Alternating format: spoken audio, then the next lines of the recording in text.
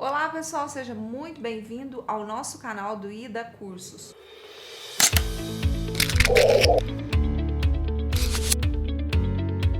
Hoje eu quero falar para vocês acerca de um aspecto muito relevante.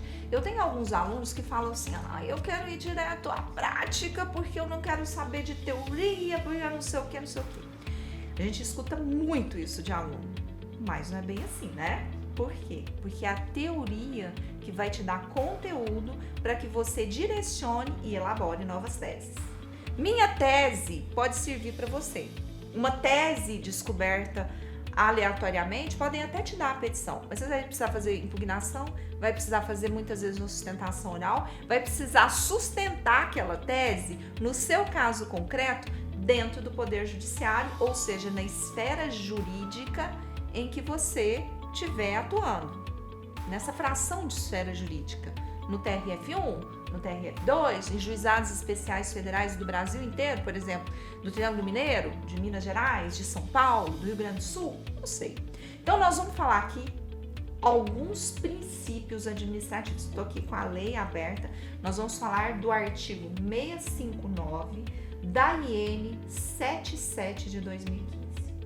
Por que eu quero falar do artigo 659 da IN 77 de 2005? Porque são princípios gerais que estão no Código de Processo Civil, muitas vezes extraídos da Constituição Federal e que pode dar um bom embasamento na hora da impugnação da sua petição. Fica a dica. Hoje nós vamos falar de 3 princípios. São vários, mas hoje nós vamos falar de 3 princípios. Presunção de boa-fé dos atos praticados pelos interessados. Artigo 659 da IN 77 de 2015. Inciso 1.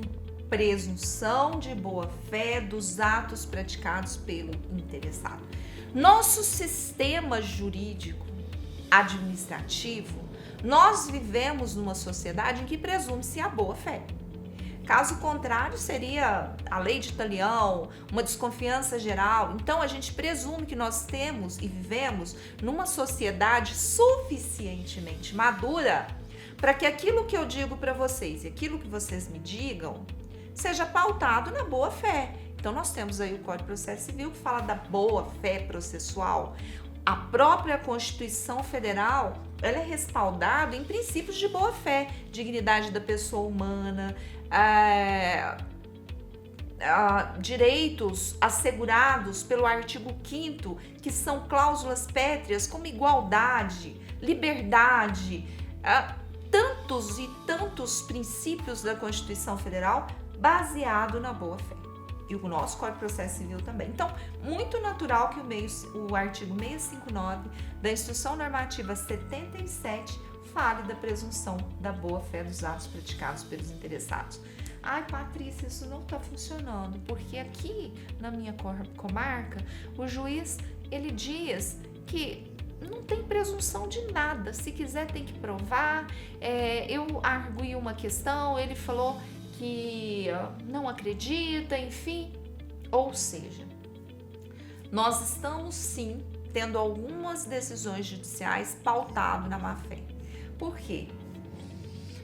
Eu acredito que o comportamento social e essa questão de não entender a necessidade prática de se estudar normas gerais, mas de viver uma sociedade ética, comece a distorcer a realidade da mentira para uma conquista, e o que é completamente errado. Por exemplo, numa ação envolvendo a aposentadoria especial do trabalhador rural. Aí vai várias testemunhas, não, ele nunca trabalhou no meio urbano. Elas sabem que ele trabalhou no meio urbano, nunca trabalhou no meio urbano. Tá no CNIS, Cadastro Nacional de Informação Social, que ele trabalhou no meio urbano, nunca trabalhou no meio urbano. O juiz já fica com aquela mentalidade de que essas testemunhas foram instruídas para dizer que eles não trabalharam no meio urbano. Poxa! Diga a verdade, fala, olha, ele trabalhou no meio urbano para subsistência, mas a grande maioria do período foi em atividade rural. E eu quero provar o período XX que essa testemunha conhece, o período XXX que essa testemunha conhece, o período XXX que essa outra testemunha conhece. Boa fé. Boa fé. Eu já tive audiências pautadas na boa fé. Sincero, doutor, é verdade, ele trabalhou nesse lugar aqui, nós vamos provar isso. As testemunhas falaram a realidade, o juiz colocou na petição a realidade e nós ganhamos o processo pautado na realidade. Não minta. Trabalhe com a verdade real. Você é auxiliar do juiz. Você não pode se pautar na má fé processual. Atuação conforme a lei e o direito. Princípio da legalidade. Isso é princípio constitucional, princípio de processo. Outra dica que eu quero dar para vocês: estudem processo. Parem, estudem processo e mais processo. Porque o processo limita a atuação de vocês. Um advogado processualista, ele tem mais coragem em audiência para arguir qualquer nulidade dentro daquele processo. Ele senta numa mesa de audiência pautado na responsabilidade e na coragem. Por quê? Porque ele tem conhecimento. Então, atuação conforme a lei e o direito, a administração pública principalmente é pautada na lei e no direito, ela não pode fazer aquilo que não está na lei. O problema é que a administração pública se pauta em portarias e instruções normativas, que muitas vezes dizem mais do que a lei quer dizer, ou seja, elas legislam sem a competência constitucional para isso.